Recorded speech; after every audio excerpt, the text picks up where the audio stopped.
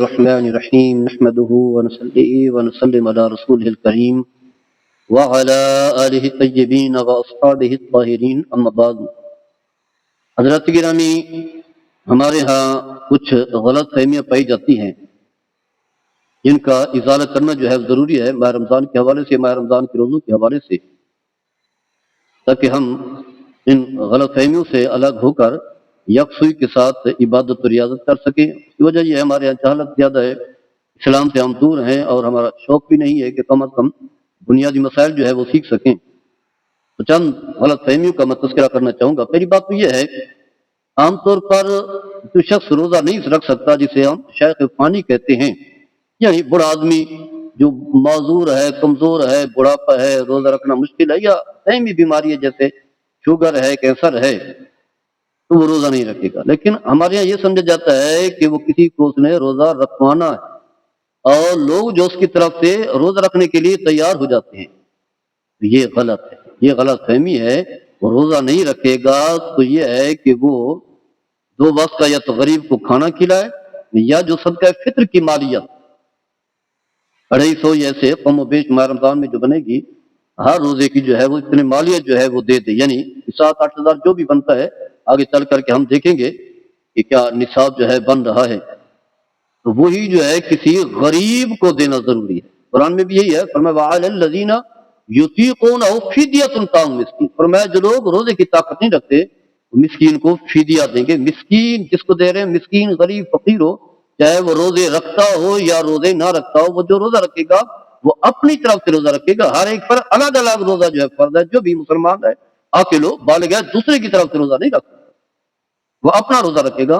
غریب کو دے، چاہے وہ روزہ رکھتا ہو یا نہ رکھتا ہو. اگر روزہ رکھتا ہو تو زیادہ بہتر ہے، کیونکہ رسول اللہ صلی اللہ علیہ وسلم نے فرمایا کہ تمہارا کھانا جو ہے نیک لوگ جو ہے وہ کھائیں. جو شخص ماہ رمضان کا احترام کر رہا ہے، روزہ رکھتا ہے، تو آپ اسے دیں گے، صدقہ فطر بھی ادا ہو جائے گا، یعنی وہی جو روزے کا فدیہ ہے وہ بھی ادا ہو جائے گا، اور روزہ رکھوانے کا الگ جو ہے ثواب ملے گا. یہ نہیں ہے کہ آپ کی طرف سے وہ جو ہے روزہ رکھے گا، یہ غلط فہمی ہے. اس کے علاوہ وہ عورتیں جنہیں حیض آ جائے، نفاس کا خون آ جائے، یا بچے کو دودھ پلا رہی ہو، ان کے بارے میں سمجھا جاتا ہے شاید ان پر جو ہے وہ روزہ نہیں ہے. تو ایسا نہیں ہے. یہ ہے کہ ان دنوں میں روزہ نہیں رکھیں. حیض آ گیا، جب تک حیض کا خون چل رہا ہے روزہ نہیں رکھیں گی. اسی طرح نفاس کا خون ہے آ رہا ہے، جب تک تو روزہ نہیں رکھیں گی. یا بچے کو دودھ پلا رہی ہیں، سمجھتے کہ اگر ہم جو ہے روزہ رکھوں گی تو کمزوری واقع ہو جائے گی، تو روزہ نہیں رکھیں گی. لیکن یہ روزہ معاف نہیں ہے، یا ذمہ ان کی ہے. یہ نہ کہیں کہ روزہ ذمہ ہی نہیں ہے، روزہ فرض ہے. یہ ہے کہ ان کی بعد میں قضا کریں گی، ابھی نہ رکھیں. روزہ معاف نہیں ہے، روزہ ان پر فرض ہے، لازم ہے. یہ اور بات ہے کہ اب لیٹ ہو گیا ہے، بعد میں ان روزوں کی جو ہے وہ قضا کریں گی. تو اس چیز کا خیال رکھنا بھی ضروری ہے. اس کے علاوہ جو ہے کچھ لوگ یہ سمجھتے ہیں کہ کلی کرتے وقت اگر غلطی سے حل کے اندر جو ہے پانی چلا جائے تو اس سے جو ہے وہ روزہ نہیں ٹوٹتا.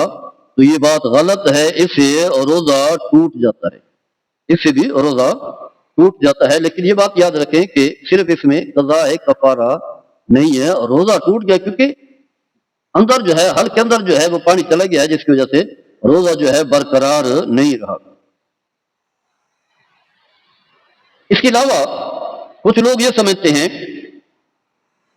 کہ اگر کوئی شخص جو ہے روزے کی حالت میں جھوٹ بولے، کسی کو گالی گلوچ کرے، برا بھلا کہے، مار پیٹ کرے، تو اس سے اس کا روزہ ٹوٹ جاتا ہے. تو ایسا نہیں ہے، روزہ نہیں ٹوٹتا، روزہ برقرار رہتا ہے. یہ اور بات ہے کہ روزے کی جو حکمت ہے، روزے کا جو تقاضا ہے، اس کے خلاف ہے.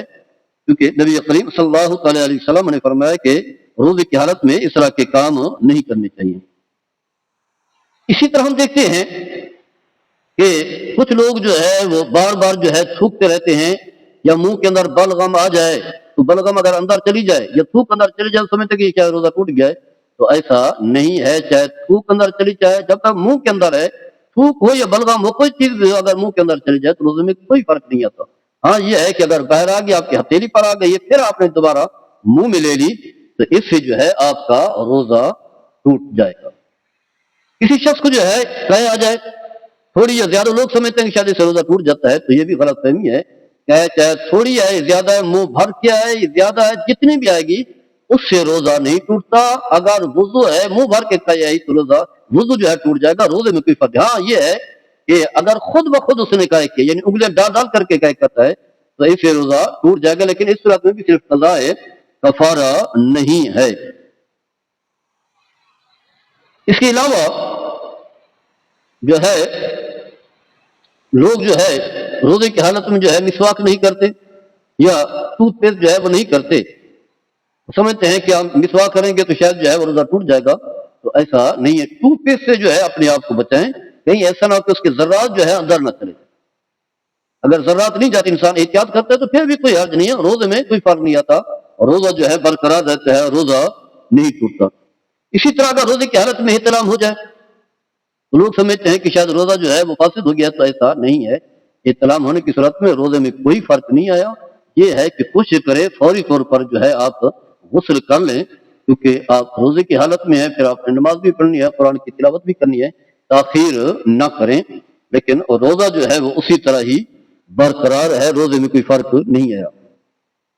اس کے علاوہ کچھ لوگ جب صبح کی اذان شروع ہوتی ہے تو لوگ پھر بھی کھاتے پیتے رہتے, وہ سمجھتے ہیں کہ شاید جو ہے وہ روزہ جو ہے اس سے کوئی فرق نہیں پڑتا, روزہ برقرار ہے, ابھی بھی کھانے کا وقت ہے, سحری کا وقت ہے. ہمارے یہاں کیونکہ مختلف جو ہے جماعتوں کے لوگ فرقوں کے لوگ بیٹھے ہوتے ہیں, تو ایسا نہیں ہے. جو ہی اذان شروع ہو یا اعلان ہو جائے ختم ہو گیا, اذان شروع ہو تو کھانا پینا بند کر دینا ہے. اگر کوئی شخص اس کے بعد بھی کھاتا ہے پیتا ہے تو اس کا روزہ نہیں ہوگا, اسے روزہ رکھنا پڑے گا, اس کی قضا کرنی پڑے گی. قضا صرف ایک روزے کی ہوگی, کفارہ نہیں ہوگا. خواتین ہیں روزے کی حالت میں ہے, انہیں حیض آ گیا, نفاس آ گیا, تو اس کا روزہ جو ہے ان کا فاسد ہو جائے گا, روزہ باطل ہو جائے گا. لیکن یہ ہے کہ اس کی قضا جو ہے وہ کریں گی.